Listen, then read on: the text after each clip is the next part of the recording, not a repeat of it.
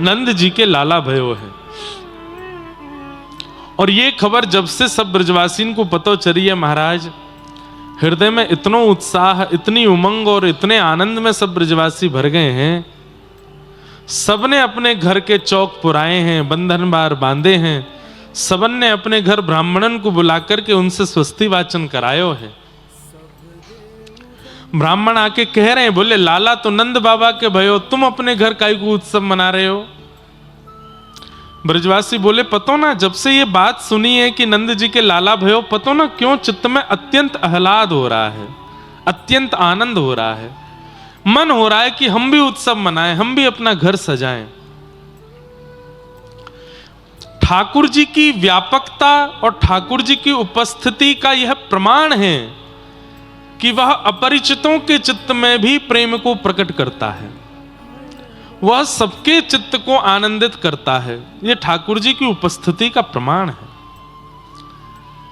रामनवमी हो चाहे जन्माष्टमी हो, चाहे अब कटनी के रंगनाथ मंदिर में उत्सव चल रहा हो, लेकिन कई घर के लोग अपने घर को सजा लेंगे, अपने घर पर बंधन बार बांधेंगे। उत्सव रंगनाथ मंदिर में, पर उन्होंने घर क्यों सजाया? उनके मन में भी उत्साह आ जाता है, उनके मन में भी भाव आता है। यह प्रमाण देता है कि यह ठाकुर जी का उत्सव है, क्योंकि सब अपना उत्सव मान करके उसको करने लगते हैं। अब कटनी में किसी के घर शादी है, आप अपने घर घोड़ी थोड़ी बुलाओगे, बैंड बाजे थोड़ी बजवाओगे, उसके घर है तो वो करे। लेकिन ठाकुर जी के उत्सव में सर्वव्यापकता का अनुभव यह प्रमाणित करता है कि वो ठाकुर जी का उत्सव है।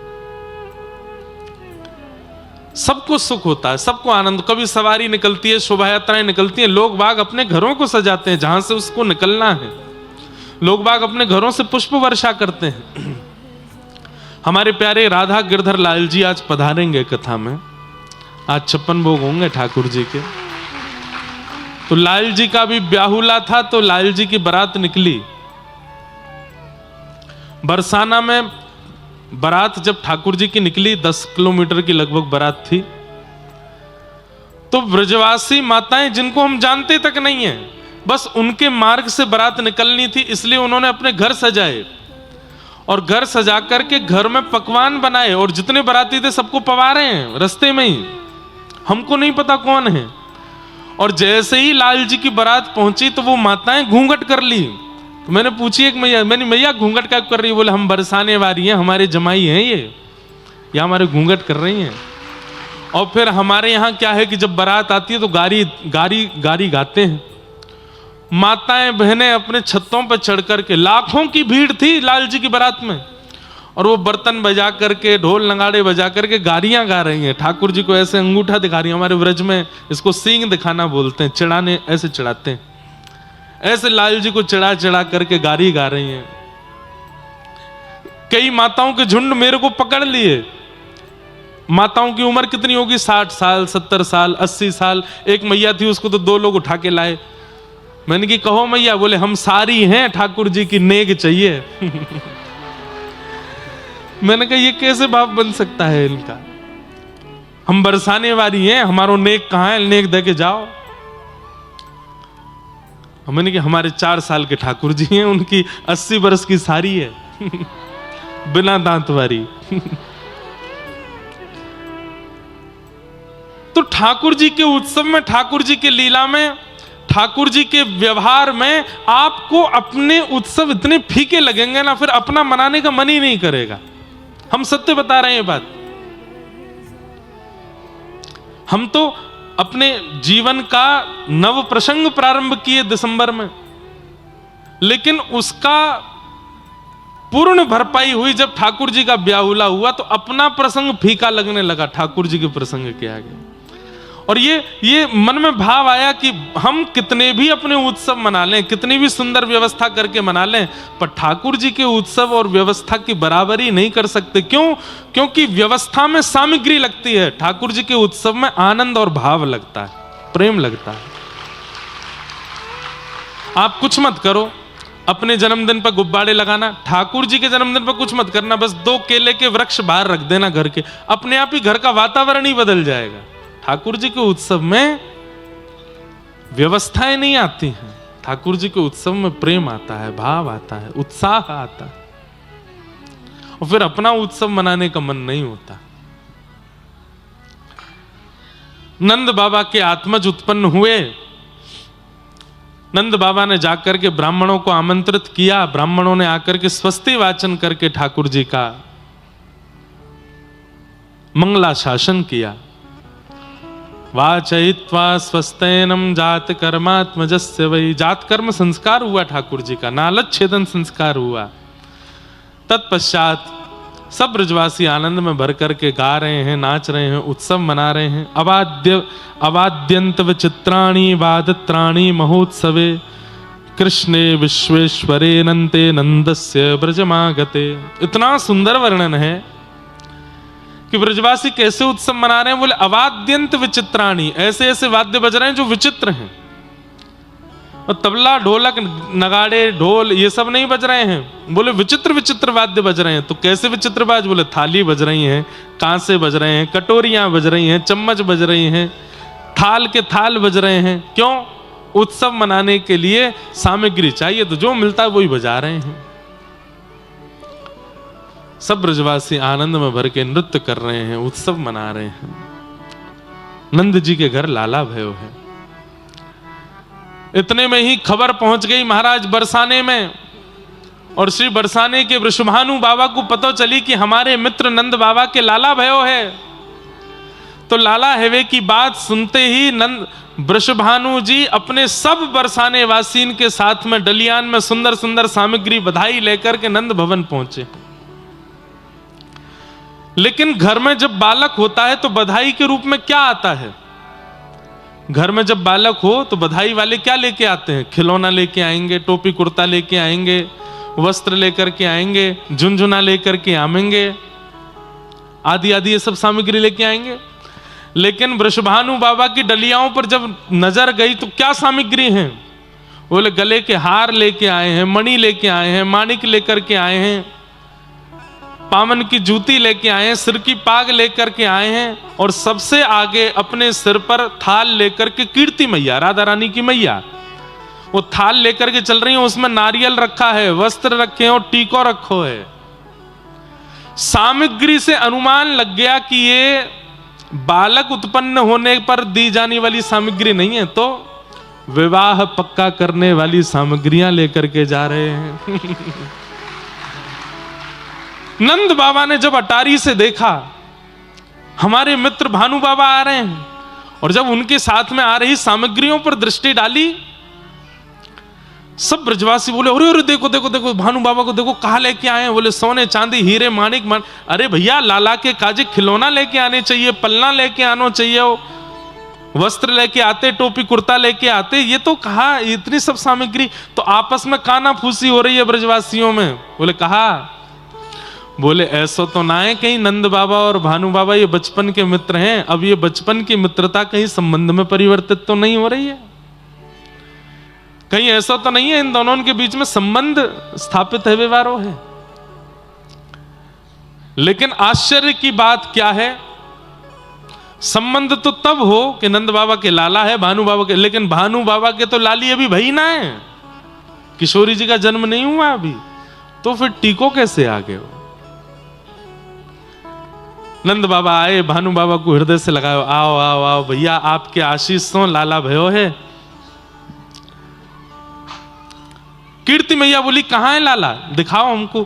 जैसे ही पलना के पास गई, पलना से लाला को उठा के गोद में लियो, और कीर्ति मैया ने तुरंत लाल जी को टीको कियो, टीको करके गले में सोने की चैन पहनाई, पामन में पाजेब पहनाई, और गोद में नारियल और दक्षिणा धर दी और अक्षत डाल दिए ठाकुर जी के ऊपर, मतलब रोका कर दिया ठाकुर जी का। कितने दिन के ठाकुर जी हैं? 2 दिना के। 2 दिना के दुल्हा बने हैं ठाकुर जी। कभी सुना 2 दिना के बालक का रोका हो गया हो?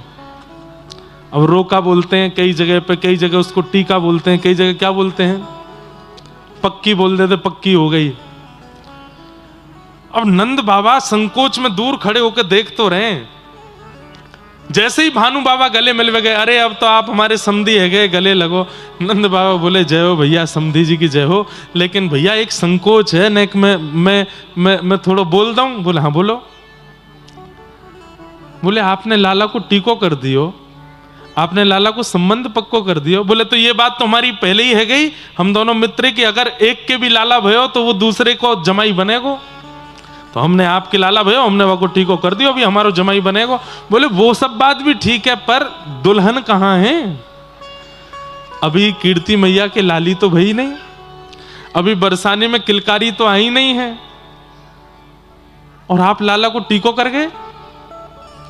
अब टीको तो आप कर गए, मान लो साल 2 साल में अगर कोई समाचार आया भी और कहीं आपके यहां भी लाला है गयो तो? कीर्ति मैया और भानु बाबा के नेत्र सजल है गए। बोले हम इसीलिए टीका करने आए हैं ताकि अब तक ब्रजवासियों ने यह जाप किया था कि नंद बाबा के लाला है जाए, अब ब्रजवासीन की जिम्मेवारी बन जाएगी कि बोले भैया हमारे लाला को टीको है गयो है, ये टीको विफल नहीं जावे, इसलिए बरसाने में अब लाली होनी चाहिए। ये आप सबके ऊपर हम जिम्मेवारी देके जा रहे हैं, कहीं लाला को टीको विफल नहीं है जाए। सुन लो रे सबरे ब्रजवासियों। बोले हाँ, अब एक काम तो पूरा है गयो। बोले कहा नंद जी के लाला है गयो, लेकिन देख लियो टीको कर दियो है। अगर कहीं बरसाने में लाला है गयो तो फिर जगत हंसाई होगी तुम्हारे लाला की। बोले जमाई बन गए लेकिन बहू नहीं आई, इसलिए आज से ही माला में जपना शुरू कर दो। बोले कहा, बोले बरसाने में लाली होनी चाहिए, बरसाने में लाली होनी चाहिए। महाराज उसी समय से सब गोकुलवासी जप में लग गए हैं, यमुना जी में प्रार्थना कर रहे हैं, दुग्धाभिषेक कर रहे हैं, ब्राह्मणों से अनुष्ठान करा रहे हैं। बोले क्यों? नंद जी के लाला भयो है, अब भानु बाबा की लाली होएगी तभी ब्याह संपन्न होएगा। और ठीक 1 वर्ष बाद बरसाने के लोग नहीं घबरा रहे हैं, गोकुल में घबराहट हो रही है सबको, हे भैया लाली ही होए। कल हम कह रहे थे ना, नंदा यशोदा यूं करें, एक लाला है जाए फिर बली 6 लाल। अब यहां नंदा और सुनंदा कह रही हैं कैसे वो भानु बाबा की लाली है जाए। और जैसे ही महाराज तिथि आई, वहां भी अष्टमी तिथि आई है और जैसे ही सूर्य उदय हुए, पूरे बरसाने से पूरे ब्रजमंडल में हवा की तरह बात फैली। और जैसे ही कान में पड़ी, पिछली साल तो भाई है गयो, अब की बार भाई बोले है गई। बोले कौन भाई? बोले भानु बाबा के लाली भाई है। और ये खबर सुनते ही महाराज जन्म की बधाई नहीं गब रही हैं, तो ब्याह की बधाई गब रही हैं। बोले लाला अब हमारे दुल्हा बने, दुल्हा बने नंद लाला, दुल्हन श्यामा प्यारी जो प्यारी। दुल्हा बने नंद लाला, दुल्हन वृषभानु दुलारी। आहा, यहां से नंद बाबा लाला को लेकर के गए हैं और वहां भानु बाबा के भवन में गए। 2 दिना की लाली, और 2 दिना की लाली की बगल में जैसे ही लाला को सुवायो है, युगल को देख करके महाराज सब बरसाने वासी, नंदगाम वासी, ब्रजवासी सब आनंद करने लगे, सब उत्सव मनाने लगे, युगल की बलैया लेने लगे। और अविचल राखें यह जोड़ी अविचल रहे वृंदावन। ऐसे हमारे व्रज के भाव हैं, ये व्रज की कथाएं हैं।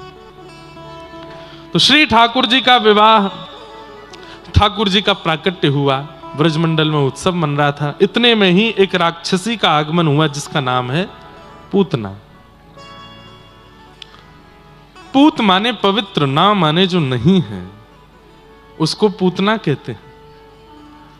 और जिसको पूत यानी कि बालक प्रिय नहीं है उसको भी पूतना कहते हैं। बंधुओं, संसार में बालक किसी को अप्रिय लगते हो ऐसा हो नहीं सकता। बालक सबको प्रिय लगते हैं, लेकिन बालक भी जिसको बिल्कुल प्रिय नहीं लगते, बालकों को देख के जिसको बिल्कुल ये लगता है भाई इनको दूर रखो मुझसे, मुझे नहीं देखे जाते, कहीं ना कहीं ये भैया ये पूतना वाला दोष है। अगर किसी को बालकों के प्रति भी प्रीति नहीं है, बालकों के छोटे बालकों के गाल देख करके, उनकी चाल देख करके, उनके गदमदरा से हाथ देख करके, उनकी किलकारी और उनकी नटखट लीलाएं देख करके, अरे हम कह रहे हैं रुदन देख करके भी जिसके चित्त में करुणा नहीं आती, वो इस बात को प्रमाणित मान ले कि उसको ठाकुर जी नहीं मिल सकते। जो अत्यंत कोमल सुकोमल बालक को देख करके भी प्रियता चित्त में ना ला सके, वो ठाकुर जी को देख के कैसे प्रियता ले आएगा। इसलिए बालकों के प्रति जो ये प्रीति चित्त में उत्पन्न होती है ना, उनके प्रति लाड़ उत्पन्न होता है, उनको गोद में लेने की इच्छा होती है। इस बात का प्रमाण है कि आपके अंदर वात्सल्य है और इस वात्सल्य के भाव से भगवत प्राप्ति संभव है।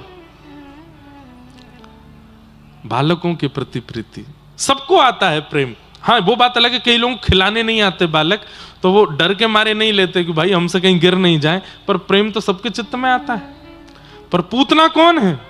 जिसको छोटे बालक भी प्रिय नहीं लगते, वो पूतना।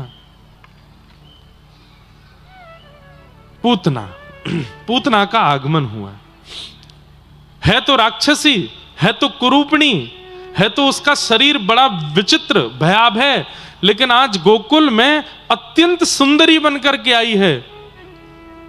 अपनी राक्षसी विद्या का प्रयोग करके सुंदर नेत्र, सुंदर नासिका, सुंदर ओष्ठ, सुंदर केश, सुंदर हाथ, सुंदर पैर और सुंदर वस्त्र आभूषण पहन करके आई कि उसको देख करके सब मोहित हो गए। अभी इसका मैं बहुत सारे भाव आपको बताऊंगा, आप लोग ध्यान से सुनिएगा। है तो राक्षसी, पर बन के कौन आ रही है? लक्ष्मी।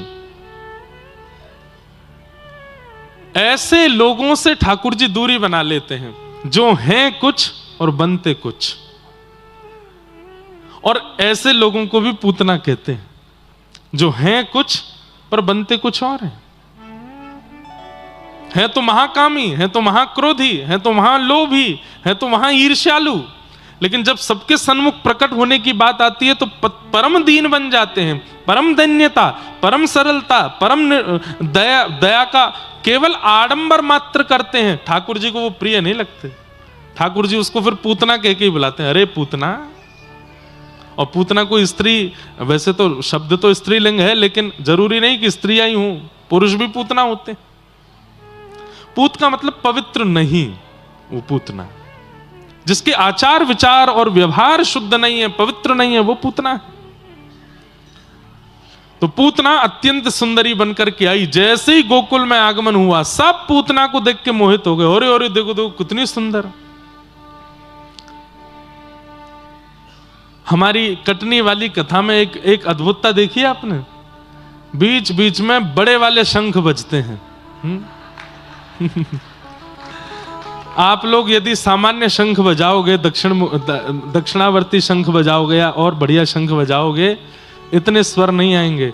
पर देखो, हर चीज को सकारात्मक रूप से स्वीकार करो। अब भले ही जा कोई यंत्र ही रहा है, लेकिन उसका स्वर ऐसा लगता है कि मानो जैसे बीच बीच में कथा में शंखनाद हो रहा हो। और कभी ऊंचे स्वर में होता है, कभी धीमे स्वर में होता है, कभी मझले स्वर में होता है। तो देखो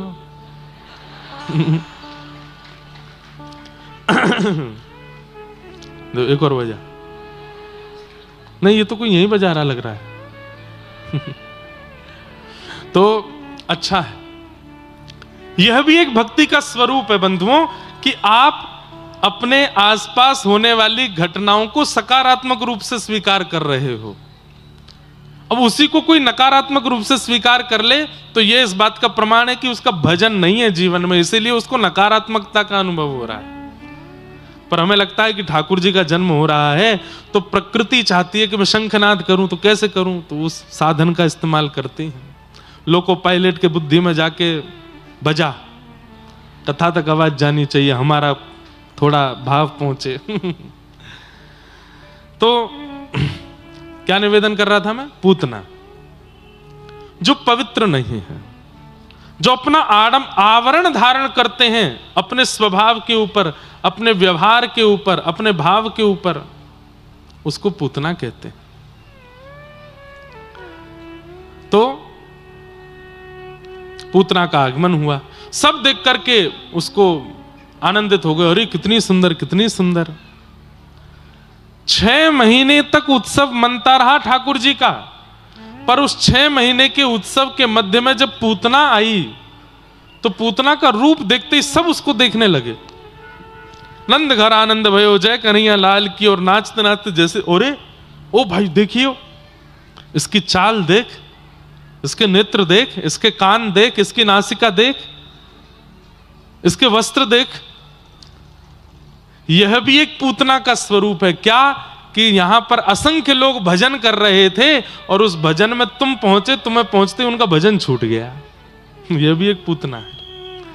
जिस कारण से व्यक्ति का भजन, व्यक्ति का कीर्तन, व्यक्ति का भगवत स्मरण छूट रहा है, वो कारण भी पूतना है। बड़े आनंद और एक टक लगा करके आप कथा सुन रहे थे और कथा सुनते सुनते बिल्कुल भाव विभोर हो गए। 2-3 घंटे कब निकल गए पता नहीं चली। इतने में ही फोन बजा। फोन तो बहुत देर से बज रहा था, लेकिन अचानक फोन पे ऊपर नाम ऐसा आया कि आपको उठाना ही पड़ेगा, इसको उठाए बिना रह नहीं सकते, उसके लिए कथा से जाना ही पड़ेगा। तो समझो वो पूतना ही है वो।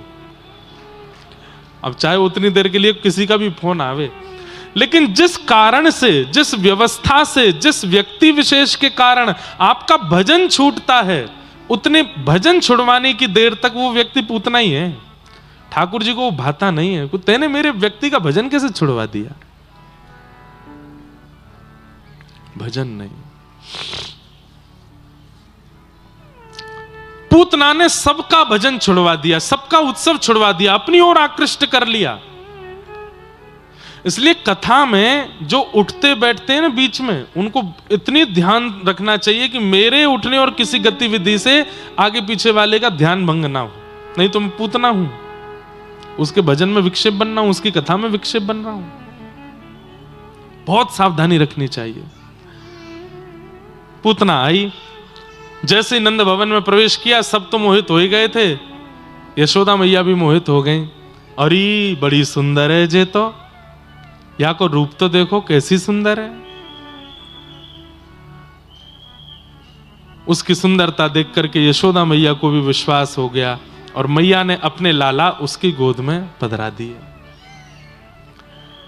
जैसे ही गोद में ठाकुर जी दिए, अब लोग यहां प्रश्न करते हैं कि महाराज जी, गोपियां पूतना के रूप को नहीं पहचान पाई, ग्वाल बाल पूतना के रूप को नहीं पहचान पाई, ये बात समझ में आता है, वे सब अवोध हैं। पर यशोदा तो कृष्ण की मां है, उनको तो ये बात समझनी चाहिए थी, इतना विचार करना चाहिए था कि ये पूतना है, इसकी गोद में ना दूं। भले ही वो प्रकट लीला में नहीं जान पाई कि ये पूतना है, पर अप्रकट भाव से तो वो जान सकती थी कि ये पूतना है। इतना तो उनको विवेक होना चाहिए, किसकी गोद में ठाकुर जी को दूं, किसकी में ना दूं। तब मन में एक उत्तर आया कि यशोदा कौन है? जीवाचार्य हैं, आचार्य हैं यशोदा। और आचार्य का काम क्या होता है? व्यक्ति के शरण आए हुए व्यक्ति के दोष गुण का चिंतन ना करते हुए उसको ठाकुर जी की शरणागति कराना, ये आचार्य का स्वरूप है। अगर व्यक्ति के दोष देख करके आचार्य भगवत सन्निधि नहीं करा रहे हैं तो इसमें दंड आचार्य को लगेगा ठाकुर जी के द्वारा। बोले भैया तुम किस लिए हो? तुम इसीलिए तो हो कि व्यक्ति के दोष गुण का चिंतन ना करते हुए उसको मेरी शरणागति कराओ। यशोदा जी आचार्य हैं और आचार्य इस बात का विचार नहीं करते कि व्यक्ति का दोष क्या है, गुण क्या है, वो तो सीधे ठाकुर जी की शरणागति देते हैं। इसलिए यशोदा मैया ने आते ही पूतना की गोद में ठाकुर जी दे दिए। इससे एक बात और सिद्ध होती है, क्या? इधर देखो, ठाकुर जी की शरण में बिना आचार्य के जाओगे तो हो सकता है कि दोष गुण विचार करके आपको नकार दिया जाए, लेकिन आप आचार्य के पास जाओगे, यशोदा के पास जाओगे। यशोदा कौन? जो ठाकुर जी को नवावे, दुवावे, सुलावे, उठावे, खिलावे, पिलावे, आनंद करावे, मतलब आचार्य। उन आचार्य के पास यदि जाओगे तो आचार्य क्या करते हैं? दोष गुण का चिंतन ना करते हुए आपका हाथ पकड़ के ठाकुर जी के शरणागति करा देते हैं। हमारे श्रीरंगम में हुए धनुर्दास जी, धनुर्दास जी अपनी पत्नी से इतना प्रेम करते थे कि पत्नी जब चलती थी तो धनुर्दास जी छत्र लेकर उल्टा चलते थे। उनके रूप को देखने में इतनी आसक्ति थी। कोई पति अपनी पत्नी से प्रेम करता, पर इतना प्रेम तो कलयुग में भी करने वाला नहीं हुआ होगा, आज की डेट में भी नहीं हुआ होगा कि पत्नी जब बाजार में चले तो पति उल्टा चले उसको देखते हुए। ऐसा प्रेम करने वाला हो सकता है? धनुर्दास जी हुए। रंगनाथ भगवान की सवारी क्रम हो रहा था, आचार्य चरण श्री रामानुज स्वामी जी महाराज भी उस सवारी क्रम में आगे चल रहे थे। तभी धनुर्दास निकला अपनी पत्नी के आगे छत्र लेकर के। बाकी सब लोग तो हंसी करने लगे, अरे देखो देखो देखो कैसा इसके सिर पर काम सवार है। मतलब इतनी बड़ी सभा ठाकुर जी की निकल रही है सवारी, इस बीच में भी इस बीच में भी अपनी पत्नी के ऊपर छत्र लेके चल रहा है। लेकिन ऐसा विचार करने की क्षमता जीव मानवों की होती है, ठाकुर जी की नहीं, आचार्यों की नहीं। तो जैसे ही रंगनाथ प्रभु की सवारी निकली, धनुर्दास अपनी पत्नी के आगे छत्र लेकर के निकला, तो बाकी सब जितने पंडित जी आदि सब थे, सब हंसने लगे। बोले देखो कैसा व्यक्ति है, इसको इतना विचार नहीं है कि ठाकुर जी की सवारी निकल रही है, मैं छत्र लेके ना चलूं। लेकिन रामानुज स्वामी जी की दृष्टि क्या हुई कि इसमें दर्शन का लोभ तो है, पर वह लोभ गलत जगह लगा है। इसमें दर्शन की आधुनिकता तो है, दर्शन की क्षमता तो है, परंतु वो संसार के प्रति है। यदि ठाकुर जी के प्रति हो जाए तो अपनी दर्शन की विधा से भगवत प्राप्ति कर लेगा। इसको दर्शन का चाव है। और स्वामी जी ने कृपा करके अपने शिष्यों को भेजा, बोले धनुर्दास को बुला के लाओ। तो पहले ही सब लोग आश्चर्य, बोले धनुर्दास जैसा कामी व्यक्ति, उसको आचार्य चरण अपनी शरणागति क्यों दे रहे हैं? बोले बुला के लाओ। धनुर्दास जी आए, बोले कहिए आचार्य चरण, आपने मुझे याद किया। बोले हमने आज देखा जब सवारी निकल रही थी, तुम अपनी पत्नी के ऊपर छत्र लेके चल रहे थे। क्या करूं स्वामी जी, संसार में उससे खूबसूरत कोई है ही नहीं। मैंने इतना सुंदर मैंने किसी को देखा नहीं, उसके रूप को देखने से मेरा मन भरता नहीं। अभी आपसे मिलने के लिए आया हूं, मुझे बड़ा विरह हो रहा है कि मैं अपनी पत्नी को देख क्यों नहीं पा रहा। आप जल्दी मुझसे चर्चा करके मुझे निवृत्त करें, मैं फिर से जाके उसको देखूंगा। स्वामी जी के मन में आया, बोले इतने दर्शन का चाव यदि ठाकुर जी के प्रति हो जाए तो कितना आनंद आएगा। उन्होंने कहा अगर हमने तुम्हारी पत्नी से सुंदर किसी को दिखा दिया तो धनुर्दास कहता है मैं मान ही नहीं सकता, मेरी पत्नी से सुंदर कोई नहीं होगा संसार में। बोले मैंने अगर दिखा दिया तो बोले मैं वचन देता हूं पत्नी सहित जीवन भर उनकी शरणागति कर लूंगा, यदि मेरे पत्नी से सुंदर कोई और हुआ तो।